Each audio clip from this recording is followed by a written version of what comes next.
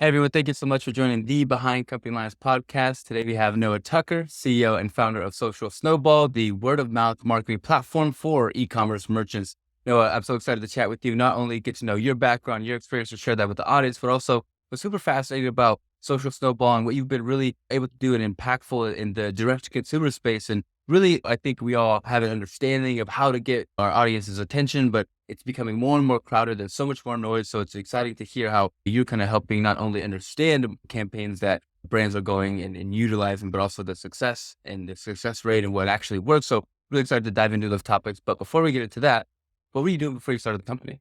Yeah, well, first of all, thank you for having me. Super Sure. happy to be here. Before building Social Snowball, I was kind of deep in the whole merchant side of the e-commerce world. Yeah. So literally like right after high school, it was like the summer after I graduated high school, I got introduced to that world and I just kind of got sucked into it. It was like, I got a little taste of success. I mean, it was just this is back in 2017. It was pretty easy to just throw up a store and not everything had to be like super dialed in and you would still get some traffic and some sales because it was just less competitive. So I set up a store back then and I just got like super sucked into that world. And then for the next 5 years, I just kind of was like deep in that world. So I was building some of my own stores, but I was also helping other brands with their stores. I was pretty deep in like the advertising side of things. So I was like running ads. I got pretty deep into media buying.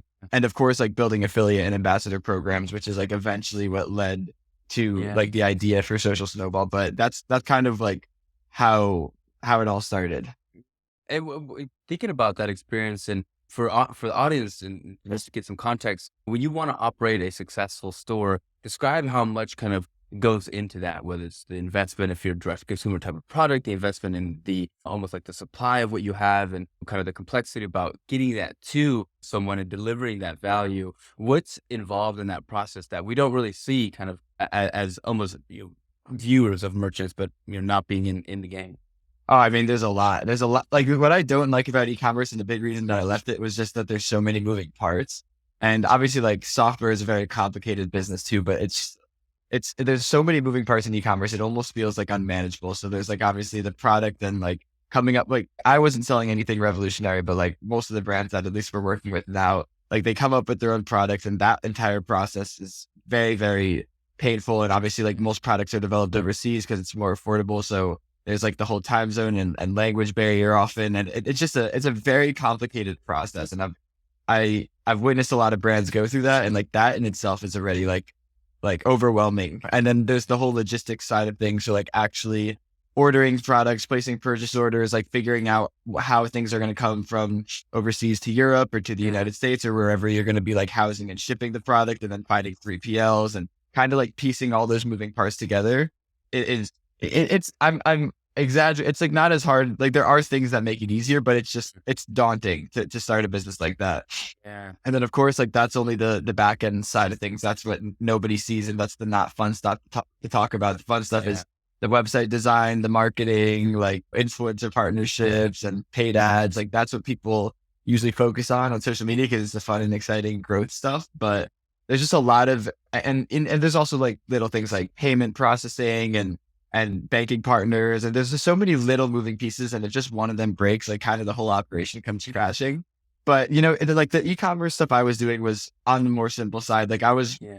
mostly drop shipping products. So it kind of solves a lot of the logistics side of things. And then I was also like, when I was shipping products out of the United States, we would work with like one 3PL and Yeah. it just like I wasn't running anything that was so big that it gets like really complex, but it definitely can, especially for larger Yeah. brands.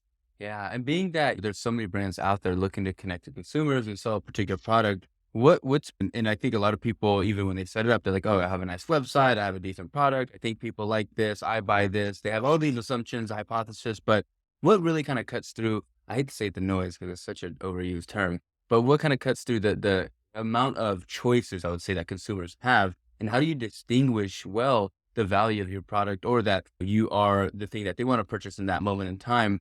And how much kind of volume is reliant in terms of like increasing the chances of you having a successful transaction? How much of that kind of is just like involved in the process? I think it's just a lot of brand positioning. Like the brands that really crush, they invest heavily into their branding and then like Yeah. they use performance marketing. Like they put a ton of effort into brand marketing just to like kind of raise awareness, explain their positioning. Like one Yeah, yeah. example that's like a really, really popular in the D2C space is Liquid Death, which is just Mhm. like it's a water brand, but they obviously have really cool positioning, and people know their positioning and they choose to spend way more on their water because of that. And of course, they're also running performance marketing stuff, like trying to like ads that are with the goal of driving conversions from that ad. But the only reason that people are buying it is because they've already seen the brand and heard about it and understand the position. So I think it's like having both of those pieces in motion at all times is kind of what gives you that competitive advantage. Yeah. And thinking about you have a brand and now you're going out and doing these different campaigns. How do you identify which platform is going to be the ideal one to get to your audience? You know, what kind of research goes into understanding your demographic and where they convene? What kind of in this omni-channel approach, how can you identify which channels are going to be the most successful for you? It's honestly very like I'm sure there is a little research you do, but it's very little research and mostly testing. Yeah. You might be surprised. Like you might be like, oh no, my audience is not Pinterest. Oh, my audience is not TikTok because we sell to an older demographic. You have to test. Yeah. So there's you could do research, and I'm sure you could talk to your customers and figure out where they spend most of their time. But that's not solid enough evidence to like say, okay, I'm not going to test this channel. Like you definitely need to test everything and then like learn from the data that those tests bring you and then like iterate from there. Um, and thinking about just like how brands connect and the ways they communicate their value, obviously this huge affiliate program and having influencers market your product to show the uses and the use cases. I think it was super popularized, and then now people are kind of think a little bit more skeptical, making sure that whoever they're following is actually selling them something either that or promoting something that they either actually use or is going to be valuable to them. How has that kind of trust paradigm changed, being that we heavily trusted influencers? Now it's a little bit more skepticism, but what tools can help kind of regain or rebuild or even reinforce the trust that we have with the people we're associated with, the brands that we consume? I think it depends. Like I think there's a lot of maybe smaller influencers that people are trusting more now. Like Sure. I mean, I don't think the trust has really deteriorated as much as you're saying. Like I do think obviously there have been influencers that will like quote sell out and just like advertise any product and not really care just because they want to get the bag. And like those get sniffed out pretty fast and then they lose trust with their audience and then like the value of that audience decreases. But most influencers nowadays know how important it is to maintain the relationship that they've spent like their life building with their audience. And they know that promoting products that they don't truly believe will provide value to their audience will like very rapidly deteriorate that relationship that they've built. So honestly, I don't think it's as big of a problem as you're thinking. I think many Sure. influencers turn down brand partnerships because they're like, this doesn't make sense for my audience. And obviously the brand should have a decent enough finger on the pulse to know which influencers do have a good, like, do like their audience would be a good fit for their product. But sometimes influencers could be pretty picky with that kind of thing. Yeah. Describe for the audience to get a little bit more context, social Snowball and what exactly the product does and how you're able to kind of help increase not only transaction, but also the awareness of a lot of the brands that you've been working with. Describe the product a little bit more just for our audience to know. Sure. So I mean, like what affiliate marketing for e-commerce, like the way it used to be traditionally, and this is going back to like the super early days of e-commerce, is like brands would partner with like publishers. So those would be like blogs or review sites or listicles and that kind of thing, or like media buyers. So like people who professionally run paid ads, they would partner with them as affiliates. And then there would be like software out there to kind of track those sales and manage those partnerships. And that's kind of what affiliate marketing has traditionally been. If you look at like brands that have launched a long time ago, like that's usually what affiliate marketing was. And then in today's day and age, obviously like brands are still doing those types of partnerships and there is still value in that, but they're also very, very heavily focusing on partnering with influencers and creators. So the current affiliate marketing before Social Snowball, at least, and this is kind of how the idea came to be, is like the affiliate marketing technology that existed to enable these partnerships was really built for like publishers and media buyers. And what would happen is like if a brand was using this technology or like these softwares or apps to onboard like a TikTok creator or like a customer that wants to be an ambassador, or really just any of these like more like modern affiliates, how I like to call them, the technology is just not meant for it, and everything breaks. Like the onboarding process for the affiliates is super clunky and manual. Managing them, generating their links and codes is just like, again, clunky and manual. Sending them payouts is super manual. Like kind of everything that these creators are used to being like, or even customers of yours that are like used to like your amazing checkout experience and your amazing website UI, then they have to go on these affiliate platforms that were just not meant for them and are super outdated. And that just like, that was very frustrating for me when I was like an e-commerce operator. So that's kind of how the idea came to be. And the only really alternative solution that was out there on the market when I was looking like back in my e-commerce days is there were these like refer a friend apps that were like kind of like loyalty focused, where it'd be like, hey, give your friend $5 off and we'll give you $5 off your next order. And those didn't really work for what I was trying to do, at least because it was just giving like coupons as incentives. Like it was like a loyalty program, but it would have like a little refer a friend feature within it. And obviously like affiliate marketing is customer acquisition. Like you are paying a bounty for someone to refer a follower, a friend, it doesn't matter, but it's not like coupons and points. It's like, this is like really like we are paying performance commissions for you to drive these sales. So anyway, Social Snowball is the only affiliate marketing platform for e-commerce that's laser focused on this more modern affiliate. So every piece of our platform is designed with like the modern creator or customer or influencer ambassador in mind, whether that's onboarding them to the program, generating their codes and links, managing them, seeding them and gifting them products, sending them commission payouts, like managing fraud and all that stuff. Like kind of these types of partnerships comes with their own types of challenges, and like all the other tech that's out there is not meant for this. It's meant for the publishers and the kind of like legacy affiliate. So that's essentially what Social Snowball does. Yeah.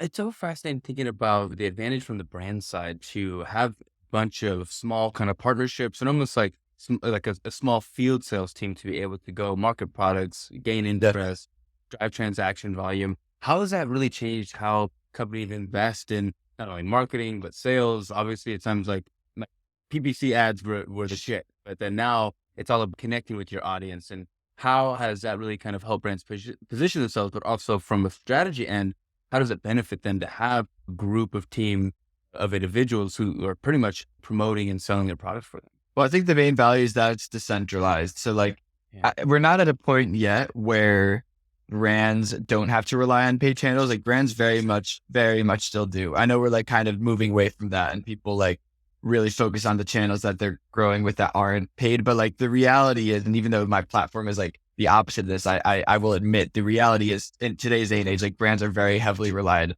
on Meta, Google, all the paid ads channels are still very, very important to brands.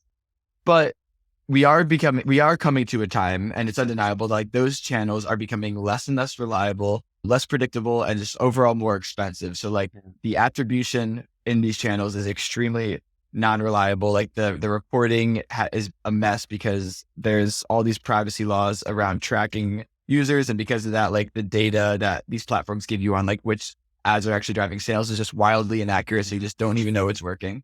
So that's a huge problem. Then overall, like it's just becoming more expensive because there's a lot more competition bidding to run ads to the same people.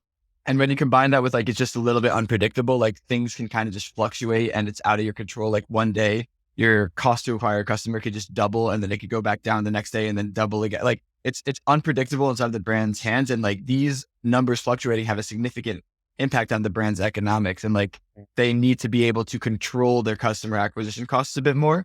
So what's great about a platform like Social Snowball is it's an owned channel. Your affiliates are your owned audience, right? You reach out to them. They're either your customers or you found them on TikTok and you're reaching out to them. Like you own that channel and like they're going out and they're driving sales for you and you're choosing the commission you want to pay them. It's not like Facebook wakes up one day and is like, oh, we're going to double your costs. It's like you say, hey, we'll pay you $10, $15 per sale that you refer us. And if they don't want to do that, then too bad. Like you have that control. And maybe if don't want to do it, then you increase it a little bit, but it's still in your control. Like you, at the end of the day, are deciding what you're paying for a sale. And it's through a channel that is something you own. And it's something that nobody can take from you. And it's not relying on some platform.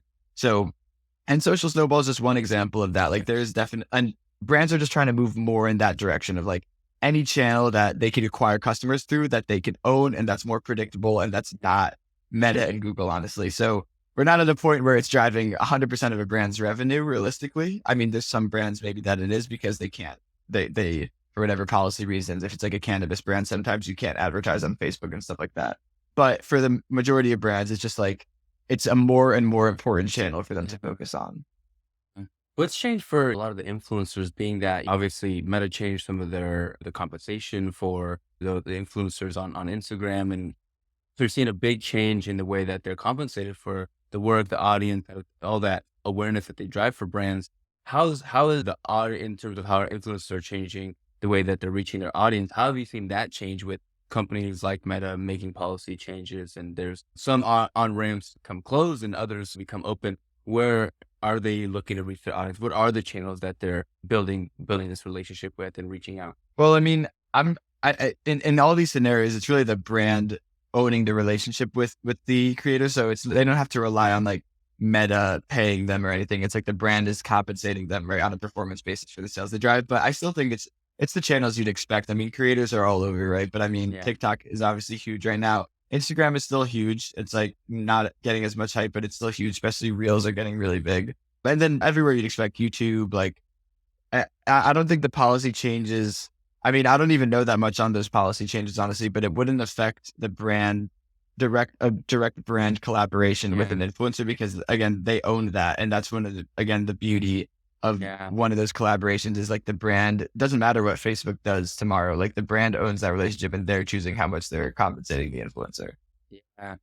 It seems to open up a lot more possibilities, especially being that if those things change, that those factors don't impact that relationship, which is awesome to Yeah. see. Tell us a little bit about the traction that you've seen, not only until now, but also what's future kind of important in terms of the milestones that you're looking to build. How many users, how many brands are you currently working with, but also what's pretty exciting about the next stage of growth?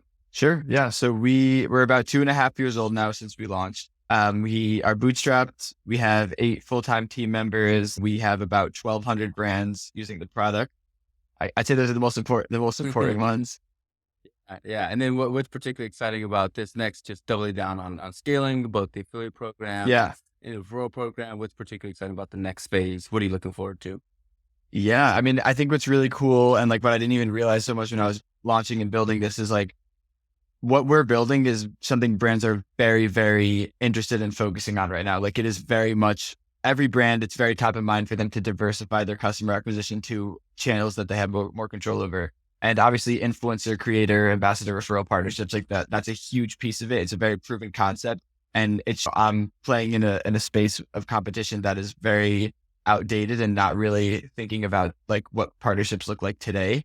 So I think there's just like a lot to be built and that's what's really fun. Like that's what gets me up every morning and keeps me up at night. Like there's just so much functionality within our existing product. And we even have ideas for other products that are related to like these types of partnerships that we could ship underneath the Social Snowball brand and offer to maybe different types of e-commerce stores that aren't running affiliate yet and stuff like that. So we have a lot of ideas. There's like so much to do. And what's awesome is like at this scale we are now, which is definitely not like huge, but I mean, it's definitely not even big if you really look at the grand scheme of things, but we at least have a solid enough start and a solid enough customer base that we talk to them all the time and we're like, hey, we're thinking of building this and this and this. What do you think? And they'll come to us also and they'll be like, hey, it would be awesome if you could build something like that and something like that. And it's really cool because like these brands, the earlier adopters, they all know that we're like really motivated and innovating and that they could come to us with an idea. And if we like it, we'll build it and it'll be live in like 2-3 weeks. And like, that's really exciting for them too. So we've kind of created a really strong feedback loop with our customers and we definitely use that to our advantage. Yeah. Yeah. Thinking about whether it's external or internal, what are some of the biggest risks that Social Snowball faces today? I think a really big one, and it's something that we've actually put a lot of thought into and we've built some solution for, and we have a lot more solution coming soon, but it's just like coupon code abuse. I don't know if you've heard of this, but like affiliates codes leak to these coupon site and coupon browser extensions like Honey.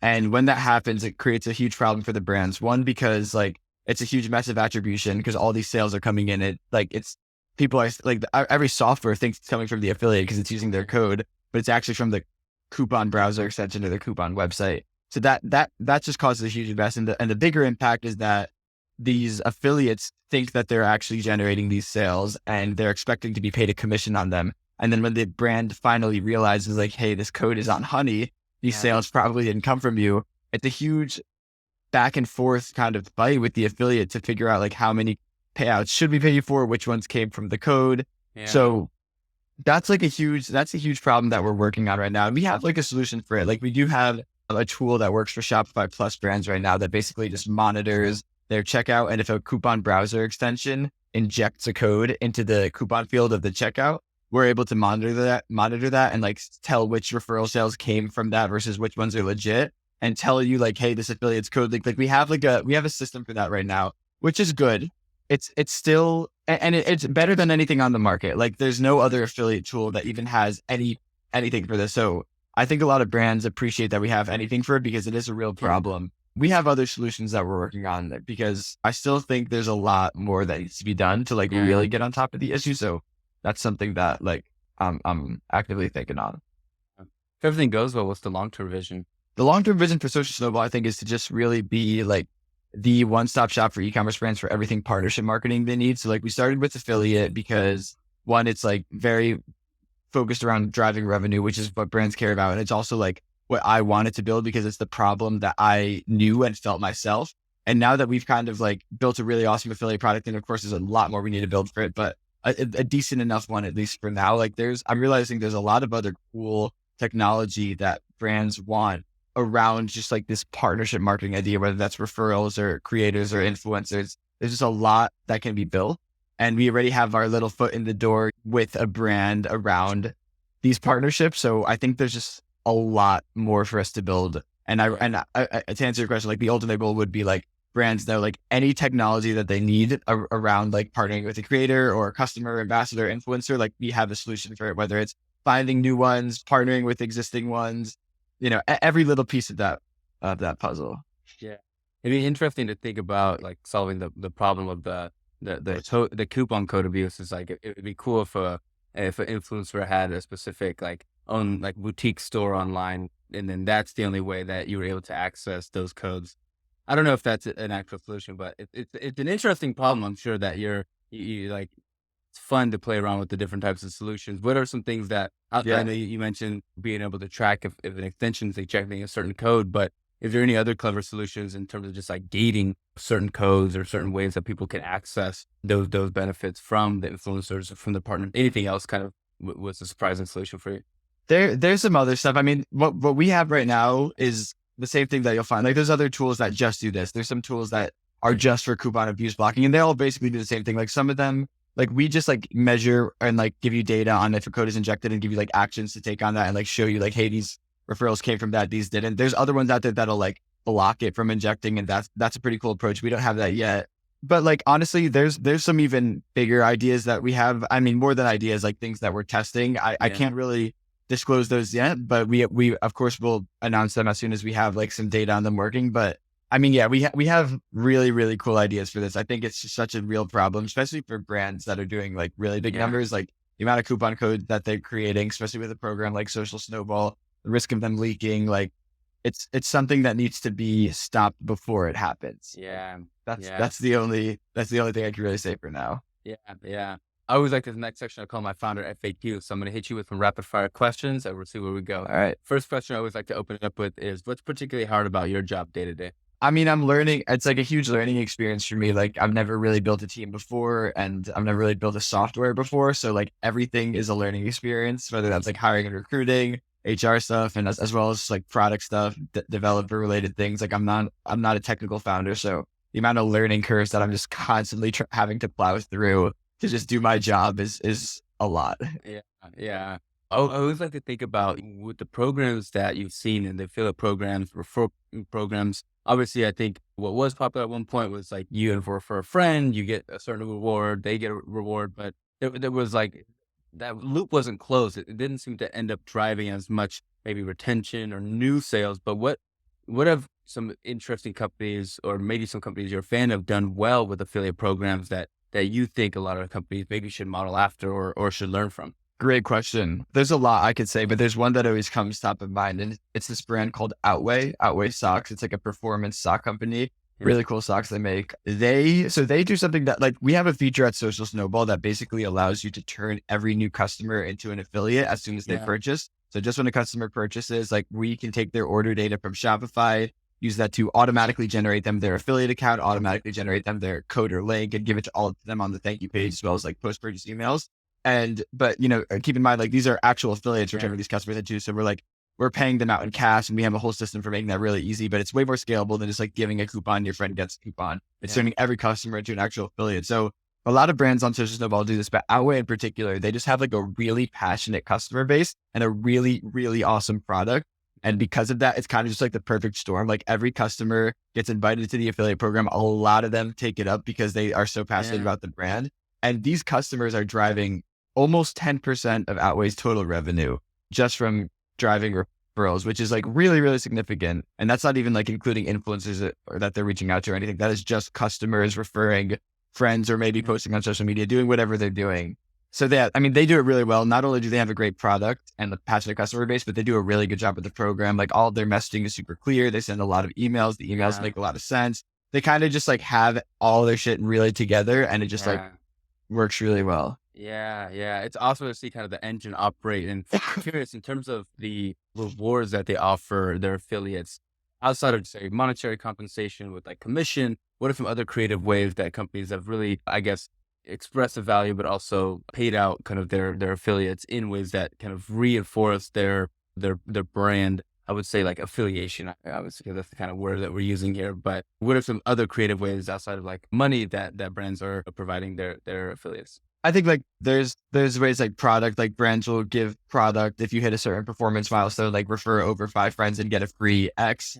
I think that kind of stuff does really well, and just like helping drive repeat referrals, which is where a lot of money is made with this. So there's stuff like that. And there's this one brand, I don't even remember what it's called, honestly, but it was like a skincare brand for men, and they had like this program targeting like girlfriends, and the idea was like refer your boyfriend, and they made the commission a Starbucks gift card, which is also something you could automate so just Snowball. So they're like, refer your boyfriend and we'll send you a Starbucks gift card. So I thought that was pretty clever. Yeah. But besides that, honestly, cash works really well. Like, just like a flat cash commission, like, Yeah. it really does motivate people. Yeah. What's kind of been surprising about the amount of affiliates that companies have? What's kind of like the average amount, and how big can that network get to? I mean, so like I said, we have this one feature that turns every customer into an affiliate. So we obviously have brands with like millions of affiliates, but not all of them are active, obviously. But yeah, I mean, like, that would be like the biggest, I guess, is, I don't know exactly, but like 7 figures of affiliates. Yeah, yeah. And what kind of being able to kind of it's an interesting paradigm that you have in terms of the opt out. It's like you can opt in or opt out of this affiliate program, but technically you're already kind of involved in it. And so the barrier to entry kind of decrease that.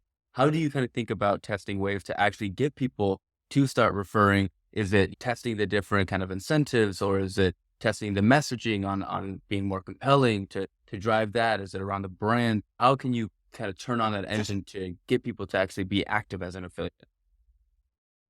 I mean, actually, both, like, everything you said, I would definitely agree with. Like, the incentives matter a lot. So like little things, like, usually these are 2-sided incentives. There's the incentive you give the new customer and the commission you pay the affiliate. If the discount you're giving the new customer is like less than the welcome offer you have on your pop-up, then people are going to use the welcome offer and not use the affiliate discount. And then like, you're not going to be tracking any sales. So like, there's little things like that that are like important to miss. And then honestly, in general, you want to be generous with the incentives. Like, if you're giving a really small incentive, it could make a difference that people are just not motivated enough from that to refer.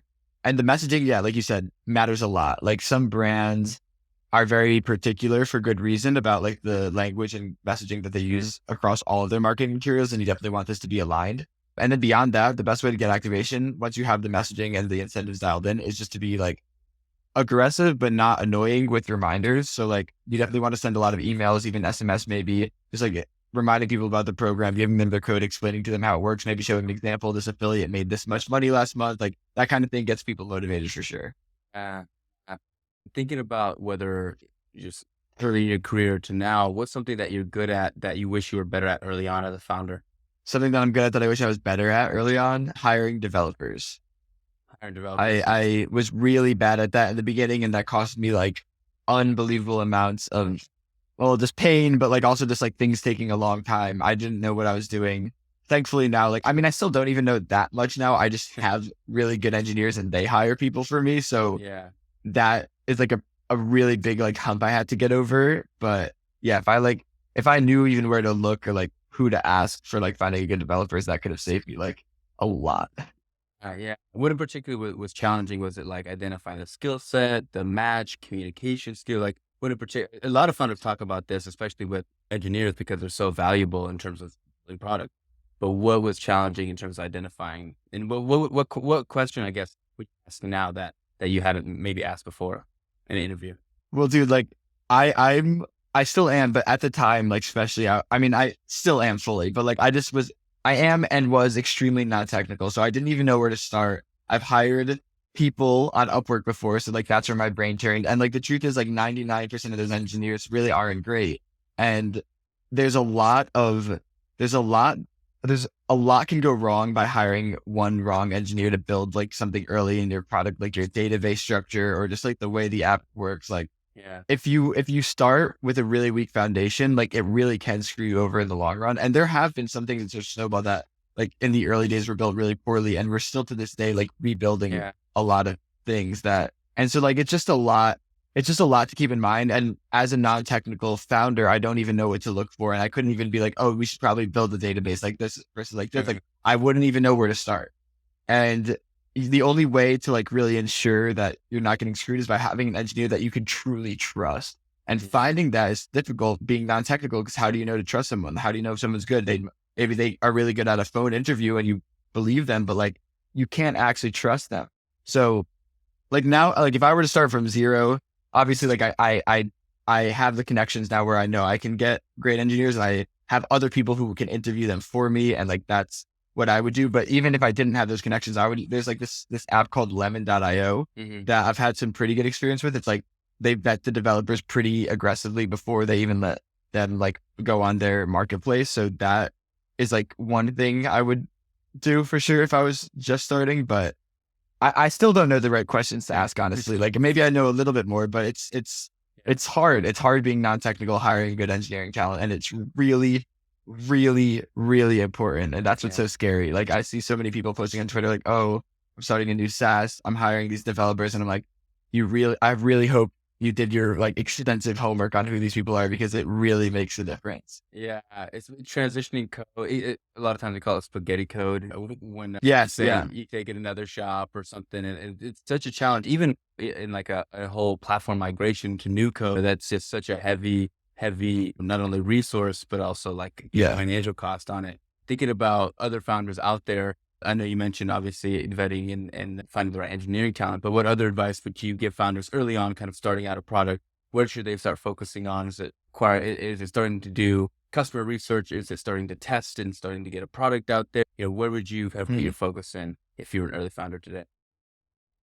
I would just say like do whatever you can that's not scalable to get your first. I mean, people say this all the time, but it really is so important. Like do whatever you can to get your first handful of early adapter customers and build relationships with them, so you could just constantly be hitting them with ideas. And I'd say like non-scalable, and like we've grown obviously somewhat since we've launched, and like I'm still doing this stuff today. Like I'm still getting customers by any means, like even if it means I'm like DMing people on Twitter, I don't care, I'll still do it today. And I still have like a circle of maybe like 5 to 10 really high level brand operators that are way bigger than I was when I was operating brand, like way Yeah. bigger, like way, way, way, way, way bigger. And like I can talk to them about like, hey, we're thinking of building this, or hey, we're thinking of building this. Like, what do you think? And they'll get on calls with me. And these are like really, really high level brand founders and operators. And that's like a huge blessing now. And it took a long time for me to get that. But even from the beginning, I had smaller brands that like really saw the vision, and like I built a relationship with them. I got on calls with them. I would white glove onboard them, whatever I needed to do.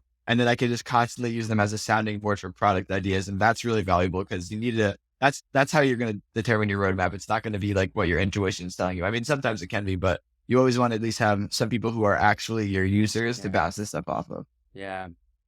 I always like to ask this next question, whether it's early in your career or now, what books or people have influenced you the most? Okay, so people, I will give a huge shout out to Rob Walling. I don't know if you're familiar with him. He has this podcast called Startups for the Rest of Us, and it's about like it's really, really tactical advice. He's been doing it consistently every week for 11 years. The word bootstrapping barely even existed 11 years ago. This guy is an OG legend. He founded the email service provider Drip, like Drip Yeah. email. Yeah. He was the founder of that. And he bootstrapped that, and he bootstraps basically everything he does. And he really gets building good SaaS businesses. And I'm not technical. So he talks to both the technical and non-technical audience, and all of his content's great. He has that. So Startups for the Rest of Us, he has a syndicate like for like small angel checks, like not like VC or anything. And then he does some events that's called MicroConf. And basically anything this guy puts out is great content. Like this guy just hits the nail on the head every time. I will never miss an episode of that any week. So when I found him, like that honestly helped me a lot. And it still helps me to this day. I still never miss an episode. Books wise, there's this one book I read recently, From Impossible to Inevitable is what it's called. It's like a pretty well known, actually. I never heard of it like before someone told me about it, but it's like actually pretty well known book now that I like have done research on it after I read it. It's just about building SaaS and like how SaaS companies work and how to build them. And honestly, like as a first time SaaS founder, there's a lot of little things and little nuggets in there that I was like, oh, that actually makes a lot of sense. So I definitely recommend that read. Like it's not like too hard to read. It's enjoyable. It's not like one of those painful self-help books, but Rob Walling, Startups for the Rest of Us, that guy's the GOAT. Anything he puts into the world, I am buying. I love that. And I always like to make sure we didn't leave anything on the table. I know we're coming to the close of the episode. So last little thing is there any question I didn't ask you that I should have, or anything that we didn't cover that you wanted to, anything left on the table here? No, not that I could think of. This is a fun conversation. Cool. No. Well, last little bit is, where can we find you? Give us your plugs. Where can the audience not only be a fan of what, who you are as a person, but also support the product and what you're building? Give us your LinkedIn, your Twitters, everything where we can be fans and support. Yeah, no, Twitter's definitely the best. I'm always on Twitter, like obsessively. My username is Noah Tuck, but without the H, so just NOATUCK. Amazing. No, it's been such a pleasure not only chatting about your early career and what brought you here, but also how you're really kind of helping brands not only manage these relationships and build these programs out, but also really reward them for the work that they do and keep a really tight kind of program so that companies can expand it and scale that and really start to impact and have impact with their consumers. It's really exciting to see what you built up to this point and where you're looking to go. So no, it's been such a pleasure having you on the show. And thank you again for being on Behind Company Last today. Thank you for having me.